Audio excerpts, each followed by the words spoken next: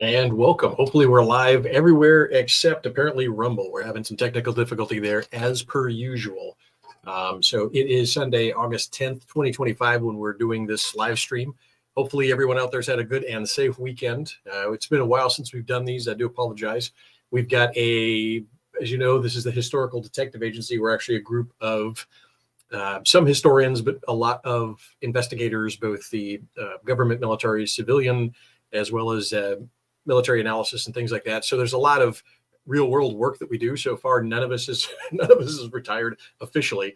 We've tried, but we're not quite yet there. So the real world kind of takes us out sometimes, and it's good because it's able for us to bring a lot of information in, and we pick some of the topics in history that tend to have a lot of relevance to what's going on now, because there's so much, as everyone knows, there's a lot of depth and breadth to history, and you could get literally just lost in it because it's so fascinating. There's so many things, but in a limited amount of time that we're able to research and come up with information, and b, everyone out there, their time and attention span, you kind of have to narrow it down to, okay, what does it mean? There's some interesting things in it that stand on their own, but there are other things that have a very practical use in the real world. And so we decided, okay, for the next 6 months, we'll go on and off, but about 6 months, we're going to focus on items that have real world relevance to contemporary issues. And then we'll get into kind of deep dive stuff that's just fascinating. And right now you're in the period of, hey, this is actually relevant today. And you'll see why here in a minute. Basically, the topic today is something called Qiaowu. And it's a term you may have not heard. In fact, most people haven't. It's kind of like the SCO or Shanghai Cooperative Organization. Most people have no idea what that is.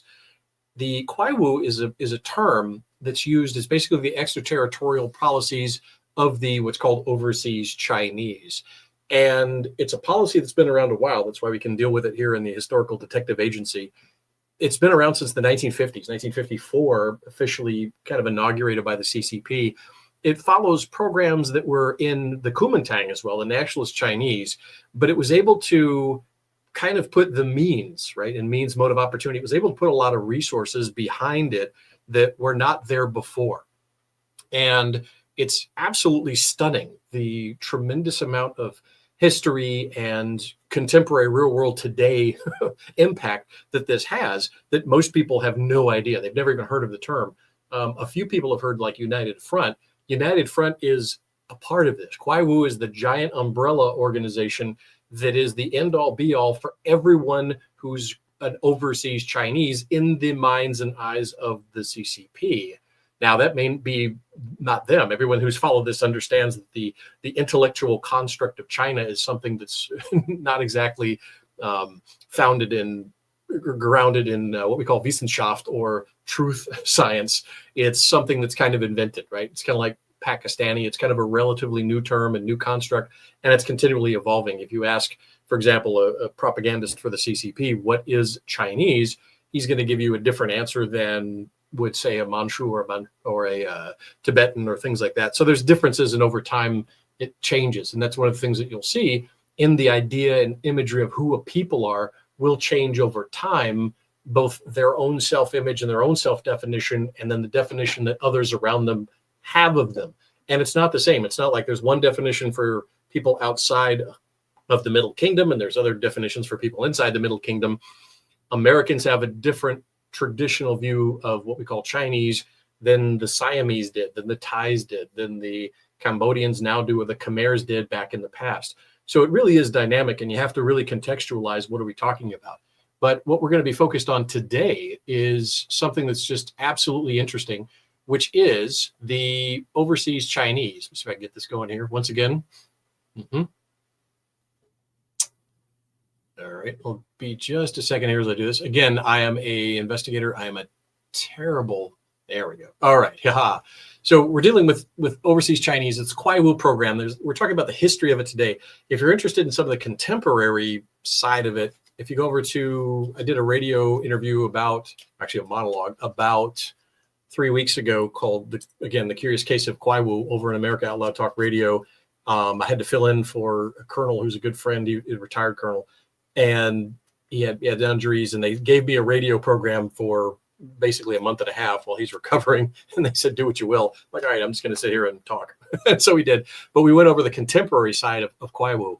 And there's some information about what it means as far as like buying farmland, the Confucius Institutes, and then other items besides Confucius Institutes. Those are the most known, the most visible, but there's a lot of other associations, the business connections. Pretty much if you pick up a headline and you see that there's a connection to the CCP or something that's going on that America and other countries in the free world are getting attacked in some way, you can in some ways do a link analysis, and you'll find that Qiaowu is not far behind. In addition, a lot of the disinformation on history can be traced to some degree back to a Qiaowu node. And a lot of these are run out of the embassies, but the embassies will set up front organizations. Those front organizations set up other organizations. And you have this fascinating network that, as everyone knows in the investigative side, you have to have means, motive, opportunity. Well, this checks the means block, the ability to have the resources to affect your motive and take advantage of opportunities. This thing checks the block in a big way. No other overseas ethnic mobilization program has ever come close to the tremendous resources that the CCP have been able to enact with this Qiaowu program. We're talking billions, possibly trillions of dollars since 1954, and even more so lately. It is a whole of government approach. It is massive. So that's what we're going to talk about today, is the history of this, go into a little bit more of it. But you'll see that even though we're talking history, if you just go on your X feed, if you open up the newspaper, you're going to see headlines. And now that you're educated, once you're educated on Qiaowu, you'll go, it may not be coincidence. It actually might be MMO. And we're not talking some programs, for example, during the Woodrow Wilson administration, anything and everything that was German or German language was attacked. So Americans that had been here speaking German since 1850s, when they left the German principalities, or there was no Germany at the time, but in the 1848 revolution in Europe, a lot of the German-speaking principalities, a lot of the people that were caught up in the revolution came to America.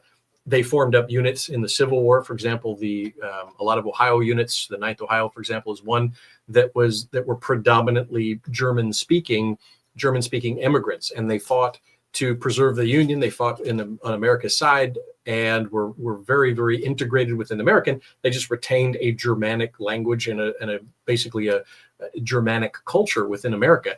And Woodrow Wilson, because he had done a deal basically with Britain, actually his handler did House, everything and anything German was to be wiped out in America. That's why we get into you'll see the street names are changed. There were Turnervereins. There was all kind of, even a professor who wasn't German that was playing Beethoven in college and teaching his music class Beethoven was arrested because he didn't fulfill the ban or the spirit of the ban against all things German, right? If you're playing Beethoven, you're a traitor to the United States. That's the level of going against another culture. We're not talking that, because the Imperial Germany had no designs on the United States, right? Zimmerman telegram aside, that's not even close. We're talking, these were German Americans that had been in America for a very long time. There were Americans that spoke German. And there were over 800, there was 800, I believe 890 German language newspapers in 1910. By 1919, there was roughly a dozen, right? That was the level of just eradication of that culture. And then the same occurred in the 1930s, which was planned much earlier against the Japanese Americans and Americans of Japanese descent. And it imagined this kind of huge network that wasn't there. Now, there was an intelligence network. We know this. There absolutely 100% was an intelligence network by the Japanese. We also had one against Japan. And believe it or not, we even inculcated some intelligence assets within Babe Ruth's baseball tour of Japan to be able to get us kind of a modern 8mm film I forgot what the millimeter was, but basically a film of the city of Tokyo. He went on the roof. He was part of the baseball team that went around, and he filmed Tokyo. Why? For bombing practice, right? We were looking at, even in the 20s and 30s, a war against Japan, and we did intelligence assets. They did the same to us. But those assets were out of the military personnel. So you were either former military, Japanese Navy, usually was their intelligence asset, was the naval assets, as were ours at the time. And they were looking at a conventional military kind of an operation against America. But they were almost always first generation, they had just come over and they were former Japanese military. Those were the ones that they used. The second, the Nisei, what they call the Nisei and the Sansei, I don't think there were any Yonsei back, but there was some Yonsei. So Nisei, Sansei, and Yonsei. So the second generation, third generation, fourth generation, they were of the Americans of Japanese descent. They were, in many cases, very loyal Americans. And the carte blanche, everybody that was of Japanese descent was rolled up, right? That's wrong. So the extremes that we went through in World War I and II is wrong because it was a blanket against a perceived race or a culture. In this case, what we have is something quite different. We have a known gigantic program that the Germans, the Imperial Germans, never had, that the Imperial Japanese never had. And even if you look at, for example, the Nazi Bund, they didn't have the resources, the means to be able to do this. And a lot of the Germans here, the cultural Germans, were actually Jewish, or half, the mixed families of Jewish Germans that retain that culture, the Germanic culture. Before 1930s, some of your most German Americans were actually Jewish German Americans, which is ironic, especially for me to understand this, coming from my Jewish background, that, growing up, you don't think that until you research history and you go, oh, when did we change? But it was basically because there was a cultural eradication after the First World War. But the Bund, the Nazi Bund, tried to mobilize ethnic Germans to reintegrate them toward a political party. It had some success. If you see the videos or the newsreels from Madison Square Garden in 1939, 1940, at 37, when there was the Nazi Bund in America was trying to mobilize ethnic Germans and get behind a political party. And luckily, a lot of Americans didn't, despite the newsreels or the false propaganda of the videos that are out there. The actual participation was very low. In fact, once the politicization of the German clubs in America that were left after World War I, once that went more Nazi, a lot of the Germans left. They were like, nope, I'm out. And they kind of walked away from it. So a lot of the good Germans said, no, I'm not going to do this, because it was they understood it was a left-wing political party and it doesn't represent Germany. The same holds true now. Qiaowu is an ethnic mobilization behind a party. They're attempting to make overseas Chinese and overseas Americans. So any Asian American, any Asian Australian, Asian Canadian, Asian Mexican, any Asian that comes from the continent that the CCP now occupies, part of this program, it's a two-phase program. Part of the program is to mobilize them to believe you're something called Chinese. If your grandfather came over here from northern China, for example, and he was a governor, let's say, of a province, and he came over immediately after the 1911 revolution because he lost everything. He's a Manchu. He's not Chinese. He's a Manchu. And he comes to America, and then you're the third or fourth generation. You're from the Manchus. You're not a Chinese. In fact, the Kuomintang fought against you. In fact, if you look at, we'll show you here in a minute, the language of Sun Yat-sen, the language of the Kuomintang, the language of the revolution to create China in 1911, was against the foreign, or what they call the alien occupiers. And the alien occupiers weren't British.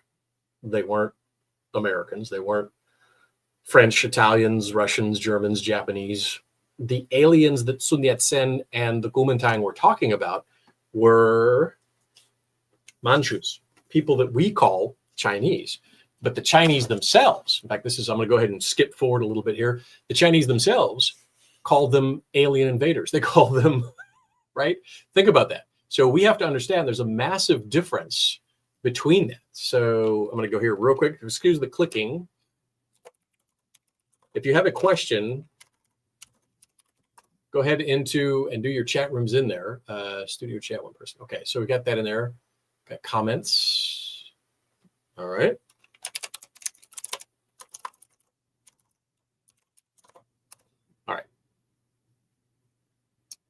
All right, so this chat room is open. If you have a comment on any of the things, we're on YouTube, Odyssey, not Rumble for whatever reason, Substack, and X. We are live. If you have any questions, go ahead and type them in the comments. I'll see them and I'll try to answer them here. And feel free to debate. I love debates. It's fantastic. But again, at the end of the day, we want to be able to get to the facts, the truth of the matter. And sometimes through argumentation and through debate, we can actually find that. Keep it clean, keep it good, and stick to the facts, not emotions, right? It's facts, not feelings, is what we do here at detective agency. So looking at this, these are fantastic. 1894 to 1969, the formative years of what is the Kuomintang, or the Chinese Party. They translated most of the documents, almost all are from, not all, but most of them are from Sun Yat-sen in the beginning, the godfather, the father of modern China, or China actually. And what he does is, the interesting part is, they look at what is Chinese, and they're saying that they're being occupied by an alien invader. Who is this alien invader? Like I said before, the Manchus. And yet outside of China, and now the modern quote unquote China, both the Kuomintang and the CCP have adopted this Western notion that these are dynasties within China. They're not. These are empires. Like the Ottoman Empire is not Turkey. Turkey is not the Ottoman Empire, right? Turkey is its own country. So you have to understand that what we call China is a modern nation that was formed from what was left over after the Manchu Empire was overthrown. And the Manchus are completely different people, language, history, everything, ethnicity.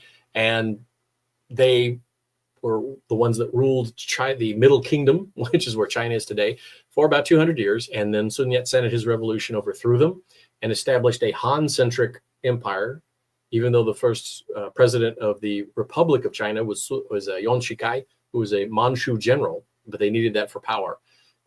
But it was after that. And part of what you'll see as it goes through the power struggle here after the revolution was successful was that they had to now reform his opinion of what was Chinese. He saw Chinese as Han. Sun Yat-sen and the original revolutionaries against the Manchus saw themselves as Han. Other groups saw themselves as Cantonese, as Fukienese, as even Shanghailanders. They saw themselves as different people. They were different people historically. There were many different kingdoms in there, just like the Ottoman Empire. Many different peoples lived within this empire. Many different people lived within the Manchu Empire. Before that, they lived within the Mongol Empire. At one point, yes, the Han had it. And so what Sun Yat-sen was doing was remembering back to this ancient glory of the Han, and he wanted to recreate it. Then once the Han got power, he realized that you needed all these other nations. Otherwise, you're just a small kingdom in the middle of a whole bunch of other kingdoms that are fighting for power, because at one point they also own you. So the idea and the imagery of China is very important. In fact, the formation of who is Chinese is still constructed and being constructed today. And the fight was over between those two groups, between the Kuomintang and who emerged later, which was the CCP. And that's what essentially you have. And so these overseas programs, when this Qiaowu was started in 1954, so in 1954, the National People's Congress created Qiaowu.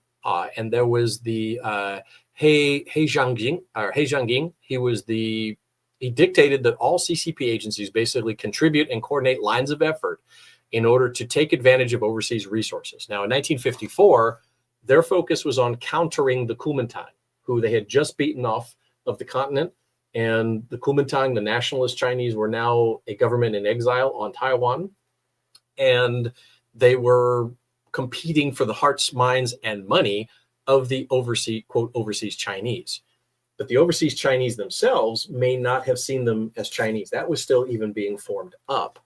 And that was a process that began partially in 1911, but continued. And another good book to refer to that one, this is Gregory Lee's China Imagined.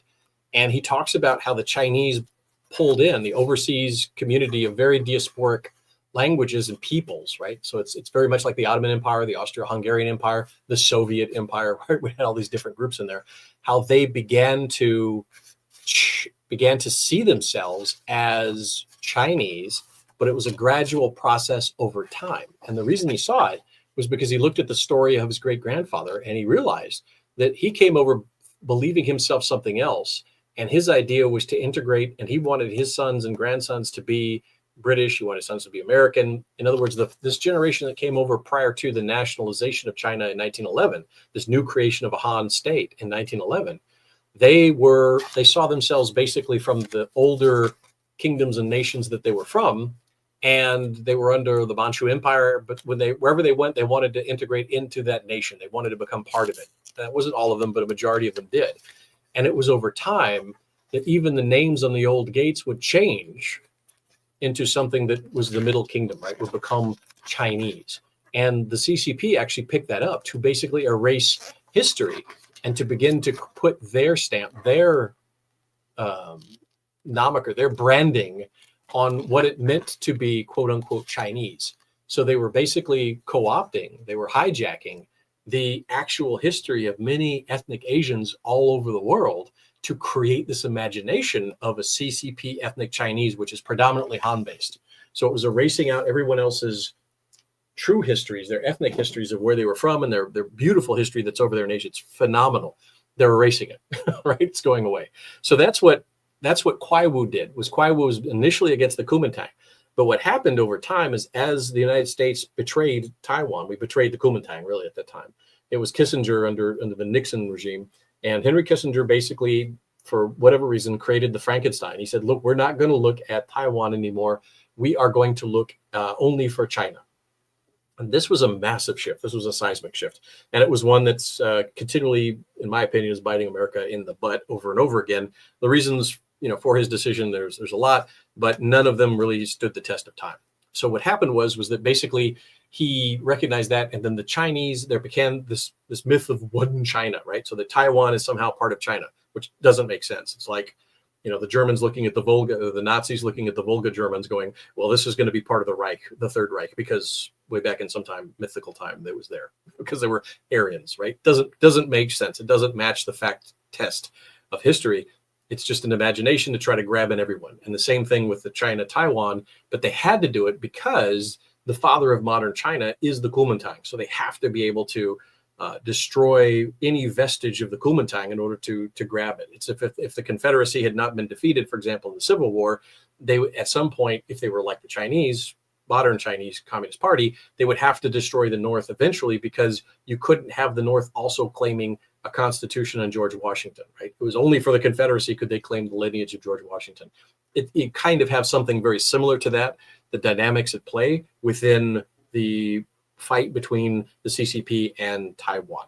Even though Taiwan now is an independent nation, completely on any standard metric by the United Nations, the ideological sense, in other words, Americans don't understand, they have to grab this idea of the revolution. The Sun Yat-sen legacy has to be owned as a totem, in a way, an intellectual totem by the CCP. Otherwise, there's always a competing vision for who is China and the Chinese and who can control the Chinese globally. And I do mean control. And to give you an idea, going back into the book, Qiaowu, again, this is a fantastic book, James John Huatol, and he goes into the history of this and the dynamics of it. As you can see, there's a lot of notes. We had to check out a lot of information here, but he's absolutely spot on a lot. There's a lot more detailed information. But basically, when you look at it, he says that, the overseas Chinese, and this comes from his book, and again, that comes from, he was part of this organization. So a lot of these authors that we go through and we'll show here today, they were inside these organizations, and they had that epistemological moment that, wait a minute, this isn't good. And they were able to kind of escape the mental concentration camp. They escaped the mental prison, and they were good people, and they were able to be courageous enough to write against that state, against the CCP and the mechanisms that part of it's Qiaowu, a lot of it's actually Qiaowu, that are set up to be able to control thought processes overseas. Of mostly the target is the overseas Chinese, or who the CCP says is Chinese, but a lot of it also is against the West, Americans, British, Australians, etc. Because if we say something, if we put it out a movie or things like that, it has a potential to impact the mind of these overseas Chinese, which in turn can threaten Beijing and their hold on the mental imaginations of their people. So quoting from here, the goals for Qiaowu is the overseas Chinese are characterized as having a purpose for bringing about political, economic, and societal change around the world. The policy is divided into two categories. First, there's a policy for the returned Chinese, or inside, they've gone overseas, they come back inside the CCP. They actually have to go through another indoctrination system so that they're cleansed of the impurities that they may have picked up overseas. And then there is a policy for the overseas Chinese that are living abroad in countries. And that's even further divided into different categories for the relatives. So if you have someone living abroad, they are basically they're called Huaikwao, and they are living abroad. So they're Chinese citizens, CCP citizens living abroad. But the relatives that are still back home, those are Jiaozhuan. So they'd have even a name for that. So you have to differentiate. So the Zhaozhuan are looked at and categorized because they have to be monitored and controlled, because they have a brother, a sister, a daughter, a son, a mother, a father, someone in their family is living abroad and might be exposed to contaminated thought. And so as a mechanism of control, the CCP has to monitor who those Kuaizhuan are, the relatives of those living abroad, so that they can control the Huakuao, the people living abroad. And then there are those that were ethnic, what they call ethnic Chinese, the Huaoren. And they're the ones that could have been Manchu. They could have been the very ones that Sun Yat-sen was fighting against in 1911. Right? The ones that the Han were totally against, the foreign occupiers, the Manchu, now suddenly you're in the tent of the CCP. And that continues to grow. A lot of the Sino-Tai in Thailand, when I was working in Thailand for many, many years, there was the Sino-Tai. They were seen as somewhat different, but they were going through this process of, and they've been through this many times, where the loyalties to the mainland, to the Chinese, as they called it, the Sino, how they were pulling away. And to be Thai, you had to give that up. Say, yes, ethnically, I am a Sino-Tai, but I am a Thai first, right? And sometimes they would transform it around and they would say, I'm a Thai Sino. I'm a Thai first. And then, okay, my grandfather came from the mainland up there, from Shanghai mostly, but those areas in the coast that they would come down, Canton and things like that, to work in Thailand. So that was the process that they would go through. But today, it's very difficult because they are being mobilized to say, you're not Thai, you are Chinese, and you need to be loyal. And if you're Chinese, you need to be loyal to the CCP. And that becomes a massive issue. And part of it is the program. So the program they learned over time, they had kind of a harder program in the beginning, but then they learned that to sugarcoat poison gets people to swallow the pill a lot easier. And the Qiaowu tactics that are run out of the embassy. So this whole program is a whole of government approach. The very dictator of China runs this, the premier, the president, he basically runs this, right? So this comes from Xi Jinping, but this has always come as a top-down approach from the president. And the dear leader, whoever's in charge of the Politburo, he's the guy that runs this thing. And it is a whole of government approach. At every single ministry, they have to contribute in some mechanism, in some way, to the Qiaowu program. If you're in the Ministry of Agriculture, you have programs that you want to be able to do exchange programs with overseas, quote unquote, Chinese, to show them these fantastic Chinese farming methods that they can bring it home. But the real goal is not to share farming methods. The real goal is to attach you more to the CCP ethno-state. And in this imagined ethno-state, that you will be now more loyal to the CCP, develop economic and social links, so that gradually you're pulled away from your home country in your loyalties, in your behavior, and more closely to Beijing dictates. But how do they do this is a concept it's interesting. It's called San Erbu. And it is the 3 do's and the don'ts principle. So San Erbu, and it's to, number 1 is you maintain independence while supporting your target groups to achieve outcomes. In other words, you should never come, if you're from the embassy or you're from a front business that the embassy helped set up and get a loan for, or the second order, that business has now set up a nonprofit that goes out and does these wonderful community activity programs, right?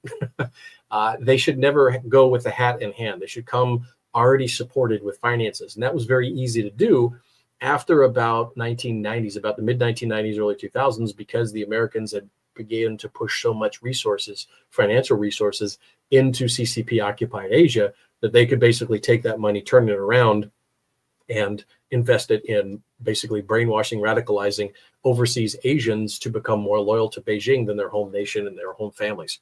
So that was part of it, that they were able to self-sustain and support other people. I'm here for you.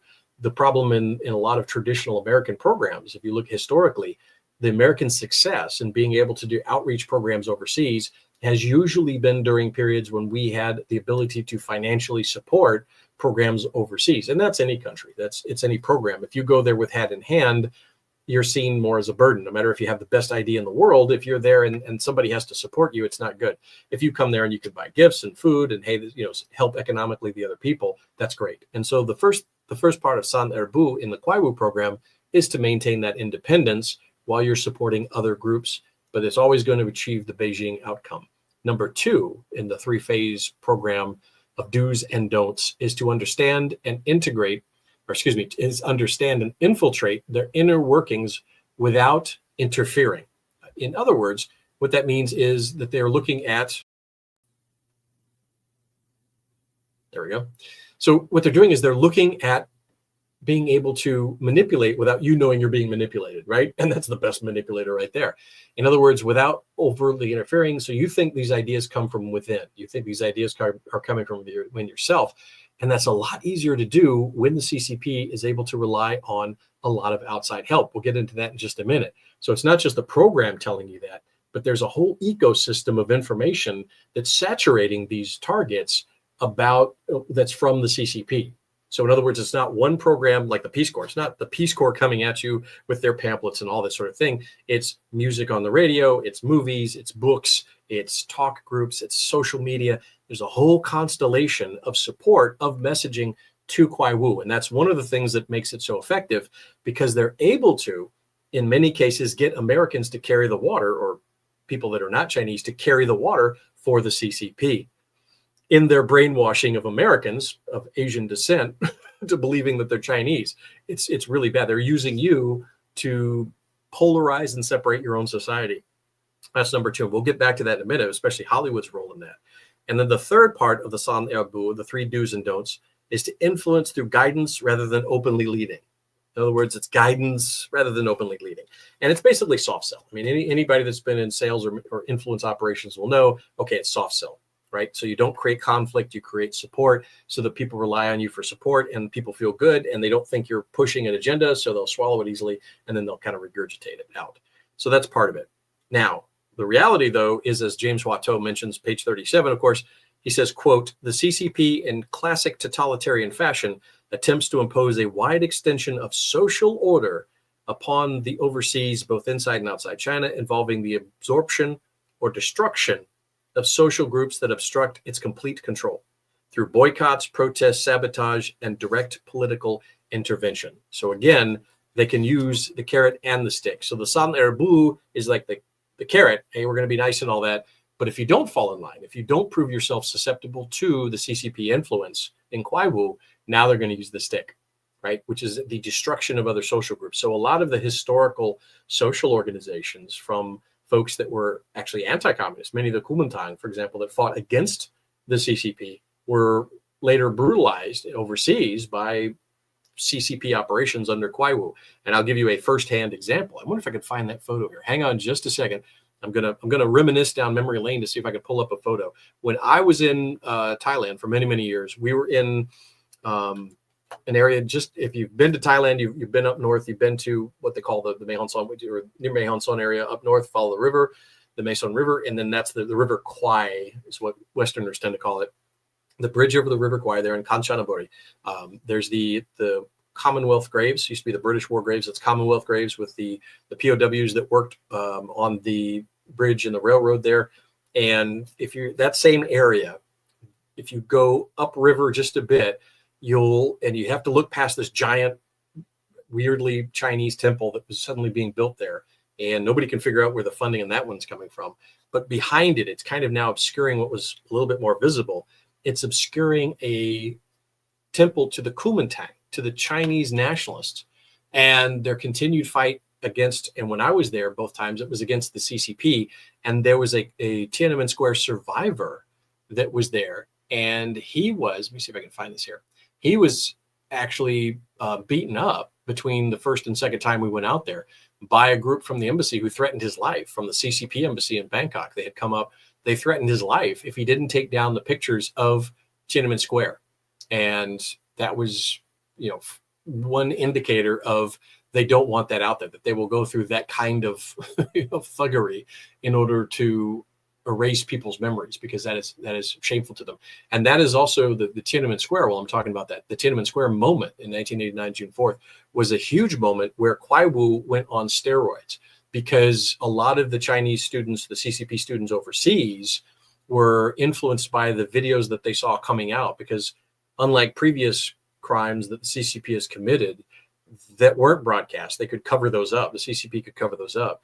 Tiananmen Square was live from foreign news media, and so the students overseas could see it. many were shocked, and many joined into the anti-CCP governance at that point. Or in some of them, it was a clique within the governor, but a lot of them were against the actual group itself. So be just one moment while I see if I can find this here.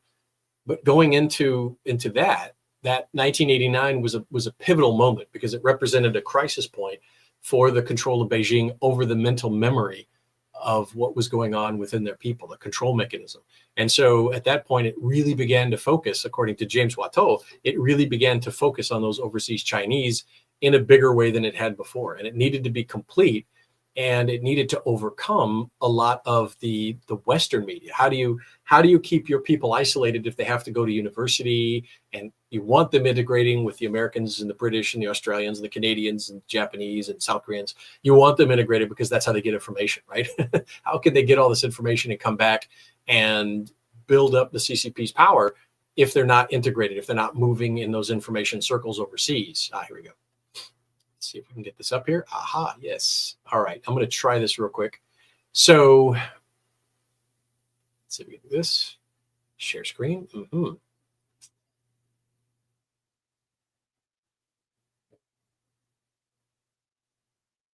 All right. All right, we're going to do the entire screen here. Just 1 second. There we go. All right. So what I'm going to show you here is actually, this was the shrine that I'm talking about. This was the Kuomintang shrine. And it's fascinating. Like I said, it's in the Chongqing, the Kanchanaburi Cemetery, the British, now it's called the Commonwealth War Grave Cemetery. But if you'll see, this was fascinating to me. So as you see, there's the nationalist star right there on the head, and the shrine itself is in the shape of a soldier's helmet with his sorrowful eyes. And according to, he was looking towards the homeland, which was China. There's artillery shells there, kind of as a fence around the face, holding it off. And then the nationalist flag, the Kuomintang flag, is flying off there. This is in Thailand, in Kanchanaburi. And what happened was there was a number of two divisions actually, but a number of soldiers from the Kuomintang during the revolution against the civil war against the CCP, when the CCP was overthrowing the Kuomintang, with lots of help from the Soviets, by the way. A lot of them ended up down in between Burma and Thailand, a lot of them in Thailand, Mae Hon Son area. And they set up basically military cities, and the United States at that time facilitated it and helped them. And they ended up not being able to go back. There's the gentleman that was in that the CCP had actually beat up. So he maintains that there was a Kuomintang soldier there, from the veteran actually of the World War II and the Civil War. Unfortunately, he passed away between our first and second visits. And there was a survivor of Tiananmen Square, a survivor of the communist brutality. And he now lives in Thailand, and he keeps this memory alive. And so they have, of course, the World War II, the interwar period, the after-war period. Some of these are actually from movies. It was kind of interesting. But between our first and second visit, let me see if I can find it here. Between our first and second visit, he had actually had to pull down everything because he was afraid for his life, because he had been threatened. And we were like, "No, dude, break it out. Let's see." As you know, we would more than that. Let's fight those communists. We'll help you out here as much as we can. But these are the pictures that he had. I don't know if you could see that real easily. Let me see if I can blow that up a little bit more. Nope, that didn't work. These are the pictures he had of the massacre, right? So this is the Tiananmen massacre. And this initially was up and out there for everyone to see. And unfortunately, like I said, he got physically threatened by the embassy in Bangkok, the Chinese embassy, the CCP embassy in Bangkok. But this was part of that memory that he was trying to keep alive and that they're trying to erase. And he showed us the injuries he had on his hip, and he showed us where he was in this photo when there was the tanks began to move in, the army began to move in and go kinetic. And he was showing where he was standing when the open fire order came, and he received fire, and then luckily managed to make it out alive. Most of his friends didn't. And then he escaped to Thailand and was able to live a new life in Thailand, where he is to this day. So that is the memory of the people's resistance against the totalitarian CCP. That is what the Chinese communists are absolutely afraid of. They're afraid of people like him. They're afraid of people like Jun Chang, who were members of the party and got out because they realized the party is horrible. It doesn't represent the people. It's simply another neo-fascist kind of actually neo-Nazi, because it's Han-centric, ethnocentric national socialist state masquerading as kind of a communism, right? So it's the worst of both worlds. It takes elements of communism, it takes elements of others, and it puts that in there. And so this is basically part of the memory that got erased, that the Chi-Coms are afraid of, terrified of. And this is what Qiaowu is designed to destroy. And so to counter this, the Qiaowu program, run out of the embassies in all nations, will work along 3 lines of effort. So let's go back to Qiaowu. So how does it combat this? So Tiananmen Square produced a lot of stories of this. And also the fight against, for example, in World War II, it wasn't the CCP. The fight was against the Kuomintang versus it was the Kuomintang versus the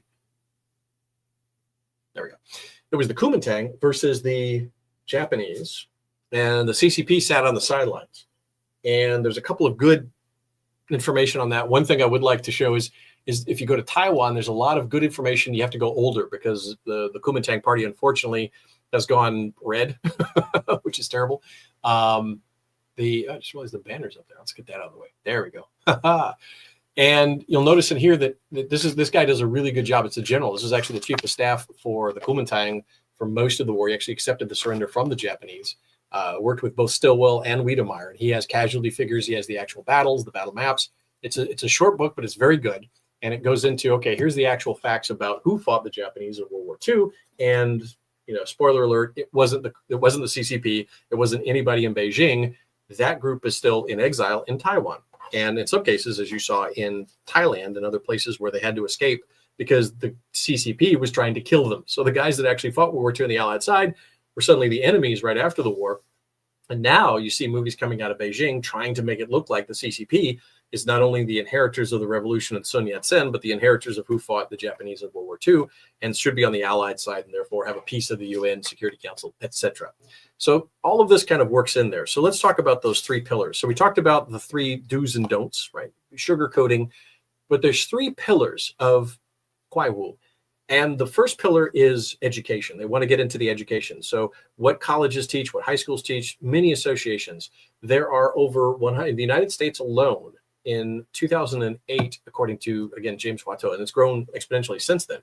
There was over 150 overseas Chinese organizations that were designed to maintain, monitor, control the overseas Chinese students. So in 150 educational institutions in the United States alone, there is a Chinese government handler team that's designed to look after the students to ensure that they stay within the bounds of the Communist Party's acceptable behavior and thought, and to ensure that anyone that's saying something different is going to get attacked. And many American professors have, I think Ramsar was one of them, that was actually attacked, verbally assaulted and almost physically attacked by a group of quote unquote Chinese, but they were definitely government, in trying to control the narrative. Even here, for example, in Eastern Washington, there was a group that was bussed in from the Chinese consulate in Seattle that went to Eastern Washington, to Wazoo, the university, in order to counter a Japanese group that was over there presenting their version of history.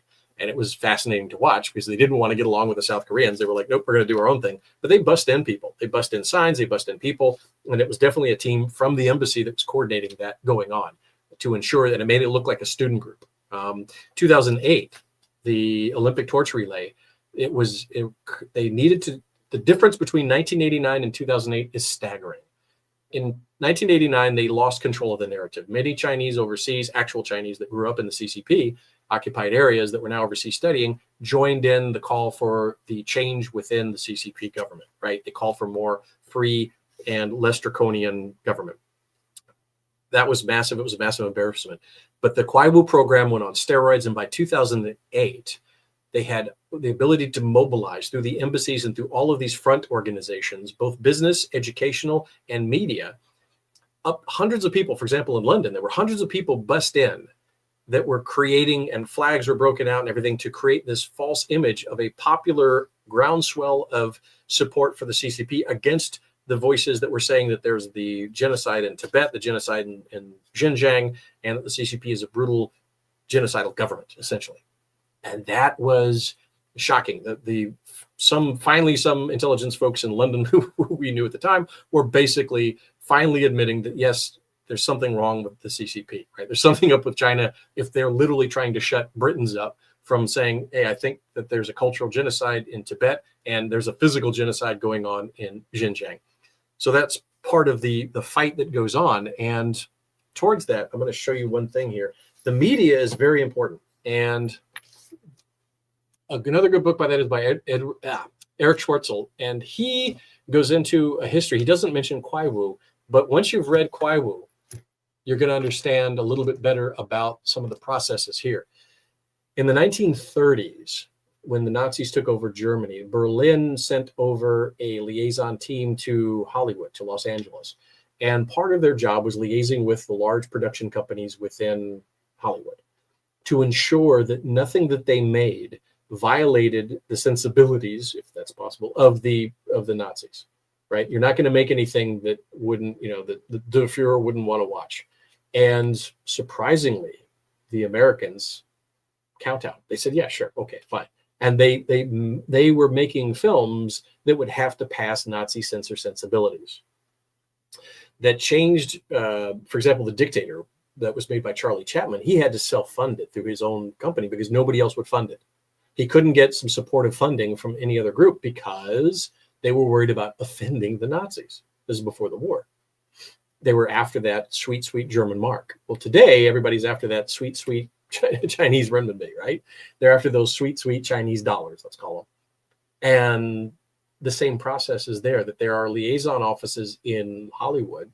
There are parties that are given, there's social events that go on, all sorts of front organizations that are designed to say that any criticism of the CCP is racist. How is that even possible? Right? Criticizing the Nazis is not criticizing Germans. If it's done right, right? I'm criticizing the policy. Many good Germans are out there, right? And you can do that. You can criticize that. You can criticize a political party. It's not a racist thing. Because the party glumps itself to a race, that's a different matter. That's them. That's on them, right? But you can definitely criticize a political party. You can criticize a political philosophy. You can criticize culture, right? All of that is open season, open game. And what happened is that basically the same mechanisms that the Nazis employed, the Reds, the CCP out of Beijing, employed the same in setting up fellow travelers, or at least compliant idiots, in Hollywood, because they believed that they're going to make $1 billion in China, the Chinese market, right? So Beijing was able to leverage that greed and ignorance and maybe moral ambiguity among a lot of the Hollywood producers, because they promised them something. They promised them a reward. Here's the carrot. But you're not gonna make a film that shows the history of the CCP in reality. There's no Schindler's List that's going to come out about what happened during the Cultural Revolution. There's not going to be a movie that shows the destruction of millions of Asians under CCP rule during the Great Leap Forward. It's not going to show anything about Tibet. It's not going to show anything about the Uyghurs. It's not going to show any of that. So Hollywood is noticeably silent. There's a giant black hole in the morals of Hollywood and what they're producing, because they are driven by this China mirage and greed that they think, well, they're going to be banned from China if they do. And guess what? They did the same thing with the Nazis in the 1930s, which is an unfortunate parallel that we have to look at, but there is that. And if you look at this, though, you'll see that the media platform, so again, there's three pillars: education, media, and business. Sorry, just trying to think of something here. I was going to show you one thing, but we're going to move on here. I'm short for time. So going back to this, the three pillars. So there's the three do's and the don'ts, and the three pillars are business, media, education. And everything is kind of focused on that. So the Chinese embassies will begin to develop front businesses, front organizations for colleges and high schools, educational, and then work with media with things like liaison offices to ensure that real history is not presented, so that this will never be presented to Americans in an American film.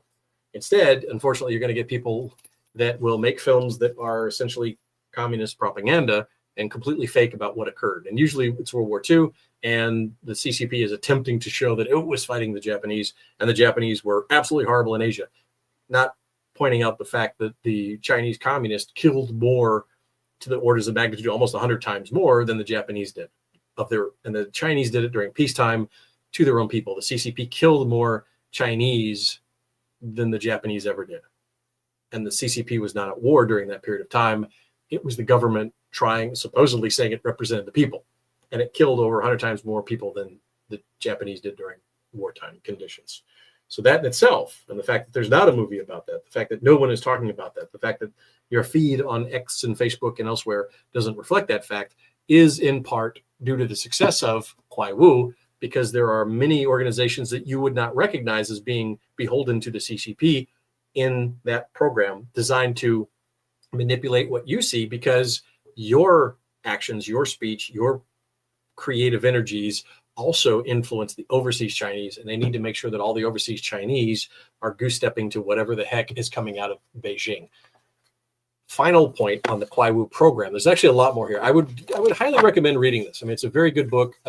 We've gone through a lot of the notes in here, and so far everything in here has matched up. In fact, there's some things he kind of missed that we felt, notably a lot of the programs within Hollywood, and some of the information that they've done, for example, Amazon and things like that. So how Amazon promotes some things and doesn't other things, that's another big deal. This book itself is actually very expensive. So you're looking at, I bought this one, I think, for $390. Yeah, so think about that for a second. So it is expensive. If you have something that is Chinese propaganda, CCP propaganda, it's usually they give it away as you board a plane in the airport. But if you need something with good information that will embarrass the CCP, it's going to cost you a little bit. But if you can get a hold of it, I highly recommend it. Take a look at it. And what you'll see is that since 1954, there has been a long march through the institution of the mind in the West to be able to first radicalize Americans to believe that they're Chinese. If you're an American of Asian descent in a certain area, that you're Chinese, and then to say that if you're Chinese, now you must belong or be sympathetic to and supportive of a party that is genocidal to the people you believe you're part of, which is China. So that's kind of the interesting part about this, and the mechanisms by which they're able to brainwash are absolutely fascinating, because it mirrors many other totalitarian groups and how they did it. If you look at, for example, the German Bund, when the Nazis took it over, what they tried to politicize it, same mechanisms, but they didn't have the means. The Nazi Party never had the tremendous amount of resources that the Chinese Communist Party does, much less the numbers of people. And if you took all of Germany and moved them overseas to America to attempt to manipulate German Americans, you still wouldn't match the amount of overseas Chinese, of recent immigrants that have come over to America, Canada, and Mexico. And a final note, when I was down in Panama, they were beginning, and also Guatemala, they were beginning, the Chinese embassy, through their front organizations, through their Qiaowu organizations, were beginning to try to convince the native Guatemalans, or the indigenous Guatemalans, and the First Nations people in Guatemala and Panama, that they were actually the descendants of Chinese that had come over from time immemorial. And which is hilarious, because the Han were just one kingdom of many. So if anybody came over, it probably was the Jomon or the Tang, which are not related to the Han at all. So, but again, it's that history war. It's that believing who you are and where does your loyalty lie is a big part of information war. And history is absolutely a huge part of that. So if there's any questions, we're going to go back over here to the comments to see if there's any questions coming in. It doesn't look like there's any. We're going to make sure we're still being broadcast here. Yep, still going out on YouTube, so that matters. So if there's no comments, no questions, we'll check Substack, and then we will call it a night. I recommend that I would invite you to come look at the Curious Case of Qiaowu. That's on Substack for the historical side of it. So you're going to get a lot more information on that.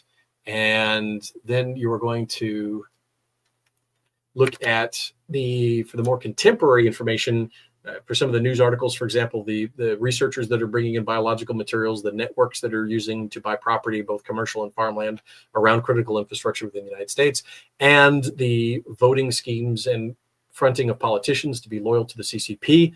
Those are on AmericaOutloud.news. You can look it up with the Curious Case of Qiaowu on the AmericaOutloud.news, which was a radio program. It's a reposting of a radio program that was there. And we are just posting this out here. Yep, doesn't look like there's any questions. So without further ado, we will say good day. Have a great weekend. And if there's any questions, feel free to go ahead and send us a direct comment on the link that you'll see there for the article over on Substack, The Curious Case of Qiaowu.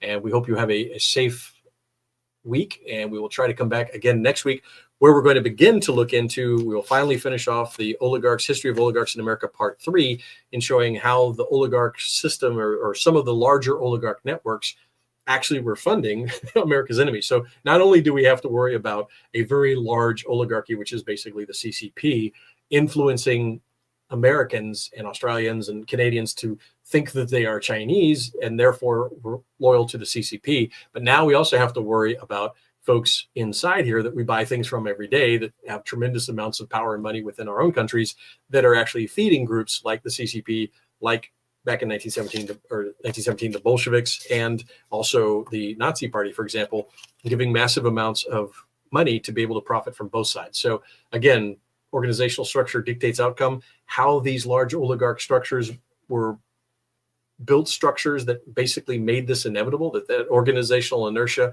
put that funding to our enemies, what ended up being our enemies, is a fascinating look and a good warning for today in how to avoid that in the future so that we're not funding the very hand that attempts to silence us, like the Qiaowu program.